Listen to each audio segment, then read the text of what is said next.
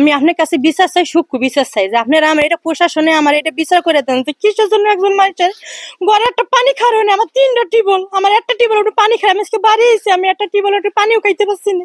আমার ছোট একটা বাচ্চা অনাগত মতো আমার জায়গায় শোয়াই রাখছে, আমি ঘরেও যাইতে পারতেছি না। আপনার কাছে আমি বিচার চাই, এর বিচার দেন আপনারা। বাবা আপনারা তো দেখছেন আমাকে কিচ্ছু নেই, আমার নাতিটাও ঘরে নেবা তো নাই, আমাকে সমর্থন নাই, সব শেষ করে দিচ্ছে আমার নিয়ে।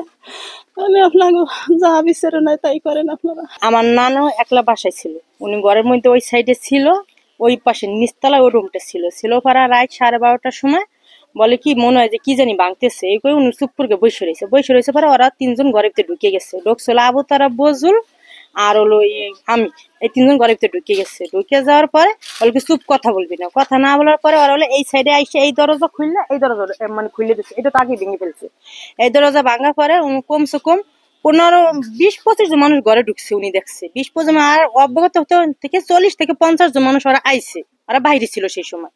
থাকার পরে উনারা ঘরের ভিতরে থাকে ওরা মারধর করছে, মারধর করার পর উনারা এক রুমে, ওই রুমে ভাঙচুর করে এক রুমের ভিতরে রাইখে দিয়েছে বন্ধুর কিছু বলতে পারে নাই, উনি একা মহিলা ছিল, উনি কিছু করাও পারে না করা ইচ্ছা মতন ভাঙচুর করছে। 50-60 জন লোক আইসে এই ঘরের তালা তুলে ভাঙে সবকিছু তো নেছেই, আর চকের সব ধান কেটে নিয়ে গেছে, সবাই দান আমাকে যা আসলো সবাই দান কেটে নিয়ে গেছে। আমার এই যে ঘরে যা স্বর্ণ অলঙ্কার নিচ্ছে 50 থেকে 60 ভরি, 10 লাখ টাকা নিচ্ছে, জমি দলিল পাতি যা যা আছে সব নিয়ে গেছে, কাপড় মানে নিয়ে যতটা পার্থক্য, কম্বল ক, বিছনা চাদর ক, কাপড় চোপড় ক, এটা মানে ব্লেন্ডার, রাইস কুকার, তারপরে এসি, ফ্রিজ, টিভি, মানে যে দূর ওরা নিয়ে পারছে ওরা সব নিয়েছে, যেটা না নিয়ে পারছে সব ওরা ভাঙ্গি চুরি থেকে গেছে। আমার একটা ঘরে পানি খাওয়ার একটা গিলাস সমান নেই।